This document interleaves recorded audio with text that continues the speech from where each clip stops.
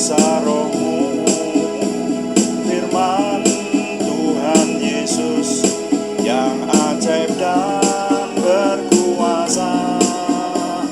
Berfirmanlah Tuhan oleh kuasa Roh-Mu, hanya kepadamu Roh-Ku berserah.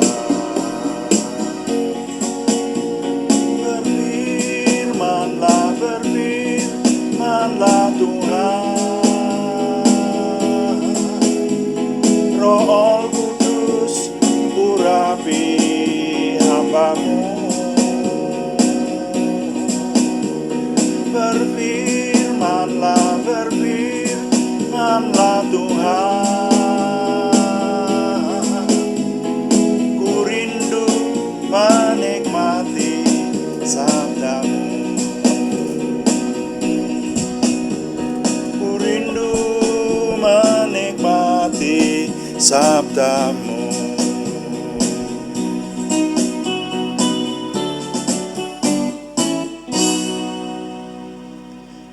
Bapa, kami mengucap syukur malam hari ini Tuhan memberkati kami. Kami mempersembahkan doa malam kami menyerahkan Tuhan terus melindungi, memimpin, sehingga semua yang kami kerjakan menjadikan nama Tuhan dimuliakan dan kami semua diberkati. Terima kasih Bapa, dalam nama Tuhan Yesus Kristus kami berdoa, haleluya, amin. Selamat malam Bapak Ibu Saudara sekalian yang sudah bersama dengan kita di sini dalam doa malam hari ini. Doa malam melalui online ini diadakan secara iman Kristiani dengan dasar keyakinan kepada Tuhan Yesus Kristus, Yeshua HaMasyiah, Juru Selamat dunia, Imam Besar Agung kami. Firman Tuhan yang didokumentasikan dalam kitab suci Perjanjian Lama serta Perjanjian Baru menjadi pegangan kami, menjadi pegangan kita sekalian. Nah, saudara sekalian, doa malam ditujukan untuk menjawab pertanyaan. Karena itu kalau ada pertanyaan kerohanian dari teman-teman seiman yang ditujukan supaya kami menjawabnya, silahkan ditujukan kepada kami, dikirimkan kepada kami. Nanti akan coba kami jawab menjadi tema-tema dalam doa malam kita, saudara ya. Dan doa malam juga seringkali ditujukan untuk mencermati hal-hal yang terjadi pada zaman kita ini. Kita cermati dari sisi firman Tuhan sehingga kita tetap hidup dalam kebenaran Tuhan menghadapi zaman yang luar biasa ini. Nah, kali ini terima kasih untuk pertanyaan dari Ibu Endah Tri Lestari Salatiga. Ya, pertanyaan dari Ibu Endah Tri Lestari Salatiga. Pertanyaannya bunyinya begini. Di alam akhirat nanti katanya manusia itu diberi rohnya baru, tubuhnya baru, semuanya baru, dan akan dapat berkumpul saling bertemu. Itu sinkronisasinya bagaimana? Begitu bunyi pertanyaannya. Ya, nanti kita cermati ya. Itu pertanyaan pertama. Lalu pertanyaan kedua bunyinya, kalau di dunia seorang ditinggal mati pasangan, lalu menikah lagi, nanti di alam akhirat apakah mereka bertiga dapat bertemu? Itu penjelasannya seperti apa. Nah, jadi saya rangkum pertanyaannya seperti ini ya. Kalau Bu Endah sih mempertanyakan dengan dijelas-jelaskan rinci banget karena pertanyaannya secara lisan direkam dan dikirimkan kepada kami gitu ya. Jadi saya merangkum pertanyaan Bu Endah ini sebetulnya pertanyaan mengenai suasana alam akhirat, kira-kira begitu. Makanya saya memberi judul renungan-renungan ini karena setelah saya renungkan, Bu Endah, itu tidak bisa dijawab dalam satu kali jawaban. Makanya saya memberi judul Suasana Alam Akhirat 1. Suasana Alam Akhirat bagian 1 atau part 1 gitu ya. Suasana Alam Akhirat 1 itu kalau diberi subjudul gitu ya, ini saya akan mencoba memilah-milahkan supaya nanti seperti biasanya Bu Endah, supaya maksud saya kita memahami benar dalam meneliti firman Tuhan seperti itu. Jadi saya akan jawab sedikit demi sedikit ya. Nah, suasana alam akhirat 1 itu judulnya adalah tempat kembalinya roh manusia. Jadi saya jawab bahwa alam akhirat itu adalah tempat kembalinya roh manusia. Nah, mari kita membaca dulu dari kitab Pengkhotbah. Pengkhotbah pasal 12 ayat 1 sampai 7 ya. Nah, jadi begini, kalau kita pengen mengerti soal akhirat, itu yang menjelaskan akhirat itu sudah jelas firman Tuhan. Sebagai orang beriman, kita mencarinya harus dari firman Tuhan, seperti itu. Jangan tanya orang. Kalau tanya orang nanti pendapatnya beda-beda. Ada yang berkata di surga itu nanti ada bidadarinya, sementara firman Tuhan tidak menjelaskan begitu. Nah, kan kita harus mencari sumber yang jelas seperti itu.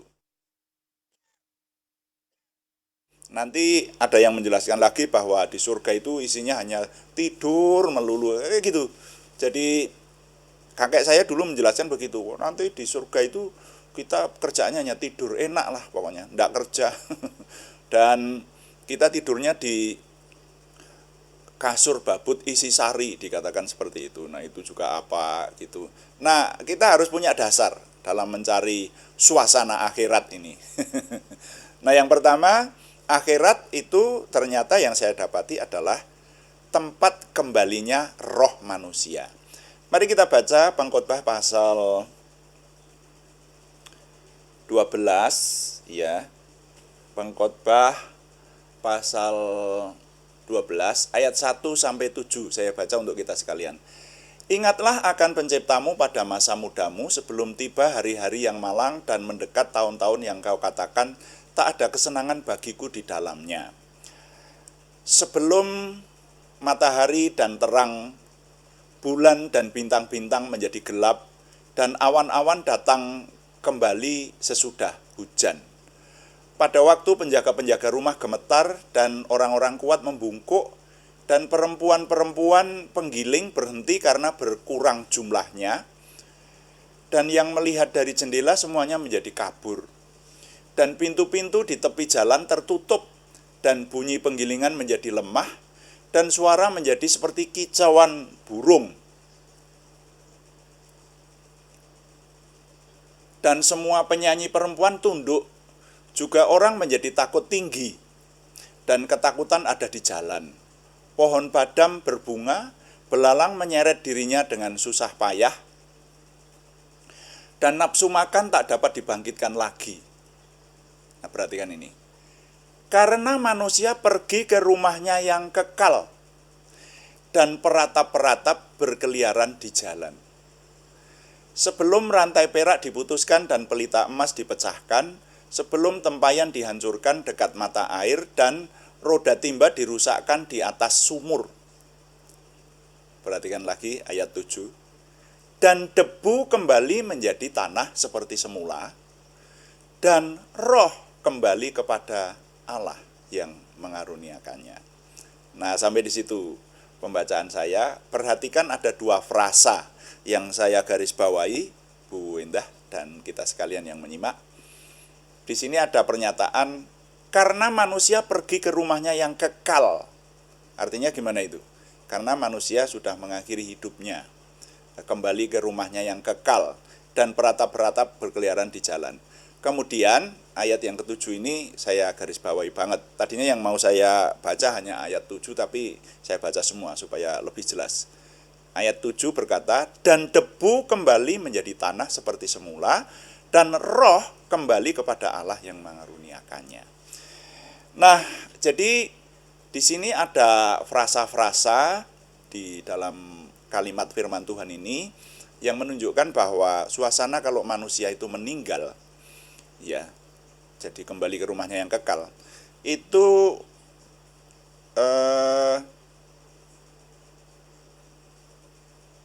bagian ini berbicara mengenai kematian.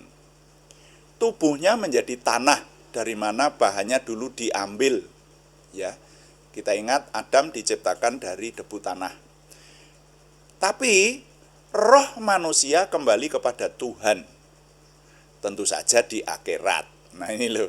Jadi nanti saya mengambil kesimpulan bahwa akhirat itu adalah suatu tempat di mana roh manusia kembali ke sana, begitu. Nah, sebagai orang beriman kita percaya bahwa ada roh manusia yang tidak bisa hilang dan tidak bisa mati. Jadi kepercayaan kita tidak seperti orang komunis.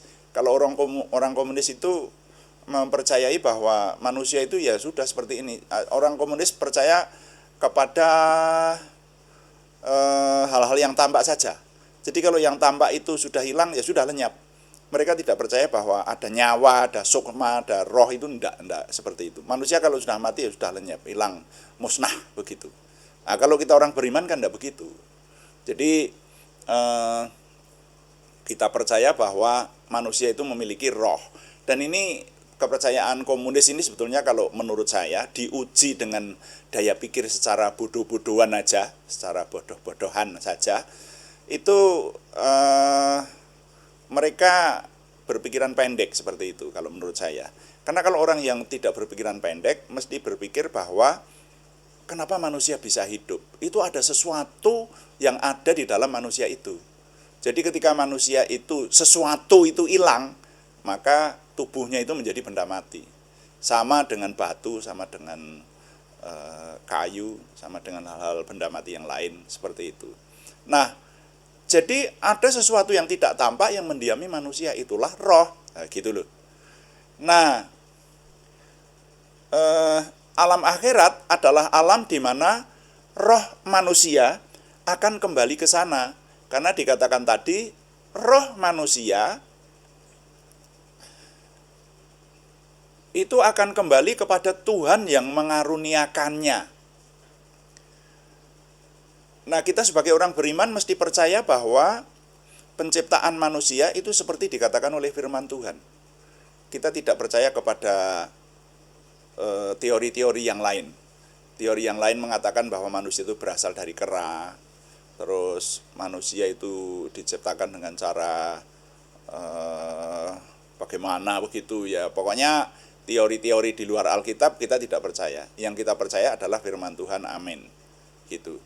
Jadi sebagai orang beriman, pegangan kita firman Tuhan. Nah, firman Tuhan dalam kitab suci kita juga menyatakan mulai dari penciptaan bahwa manusia itu diciptakan tadinya Tuhan membentuk, jadi prosesnya kan seperti itu. Kejadian pasal 2. Kejadian pasal 2 nanti ayat 7 itu lebih menjelaskan. Setelah Tuhan membentuk wujud manusia dari tanah liat, maka dinyatakan oleh firman Tuhan, Tuhan memberikan nafas hidup, meniupkan dalam hidup manusia itu sehingga manusia bisa hidup. Jadilah manusia pertama, Adam. Nah, yang di sana dicatat, Tuhan meniupkan nafas kehidupan ke hidung tanah liat yang sudah dibentuk menjadi manusia itu, sehingga manusia itu bisa hidup. Itulah roh, itulah bagian dari yang Tuhan anugerahkan kepada manusia sehingga manusia bisa hidup, dan itu tidak bisa mati dan tidak bisa hilang. Nah, kita sebagai orang beriman percaya seperti itu. Jadi manusia itu terdiri dari dua keberadaan, yaitu secara jasmani dan secara rohani. Secara jasmani atau kedagingan yang kita lihat atau yang kelihatan ini, atau kalau bahasa sekarang disebut hardware ya. Kalau yang rohani itu perangkat lunak yang tidak kelihatan, atau gampangannya ini walaupun tidak sama persis, kalau bahasa sekarang disebut software. Begitu. Nah, yang termasuk software itu termasuk di dalamnya adalah roh itu. Nah, roh manusia. Sebetulnya ini tidak sama persis, hanya saya untuk menjelaskan supaya gampang diterima seperti itu sajalah. Nah, firman Tuhan dalam pengkhotbah tadi bahwa manusia itu terbuat dari tanah. Kalau manusia sudah mati, maka akan menjadi tanah lagi, menjadi debu lagi. Kan faktanya seperti itu.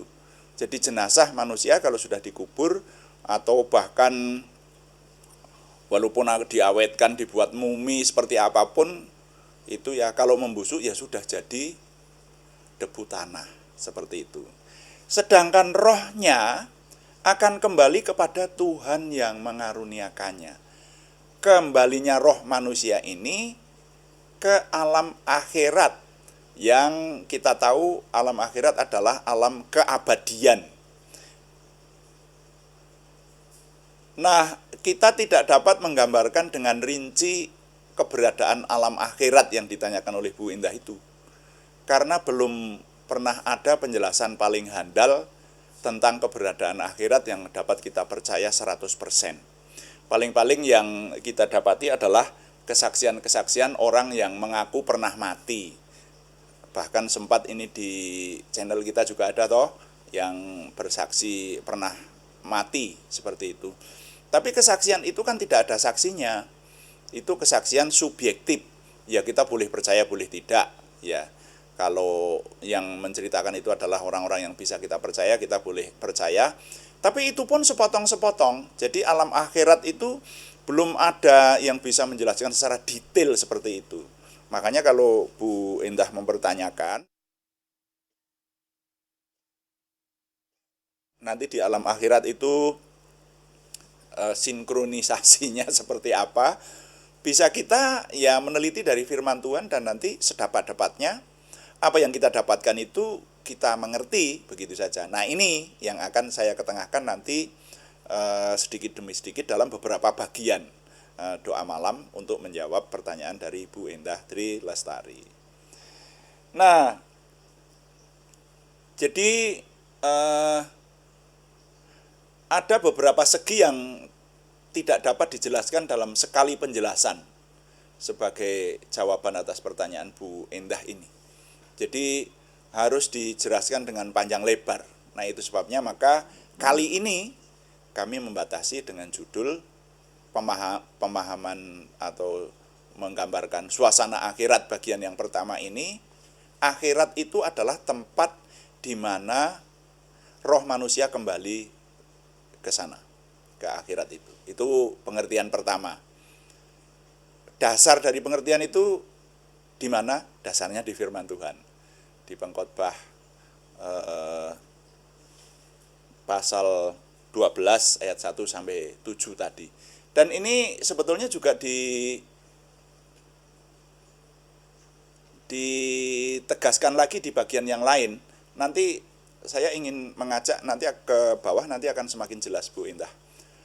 Jadi Tuhan Yesus mengajarkan roh manusia itu kembali kepada Tuhan. Itu dalam perumpamaan orang kaya dan Lazarus itu. Nah, itu kan lebih jelas lagi kan.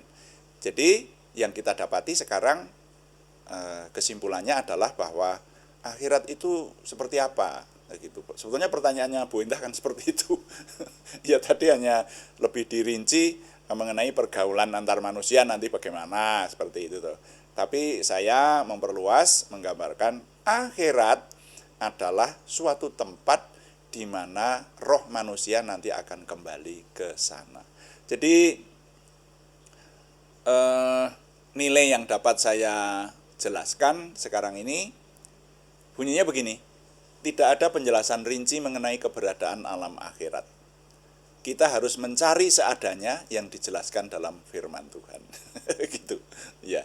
Tidak ada penjelasan rinci mengenai keberadaan alam akhirat, kita harus mencari seadanya yang dijelaskan dalam firman Tuhan. Itu dulu ya Bu Indah.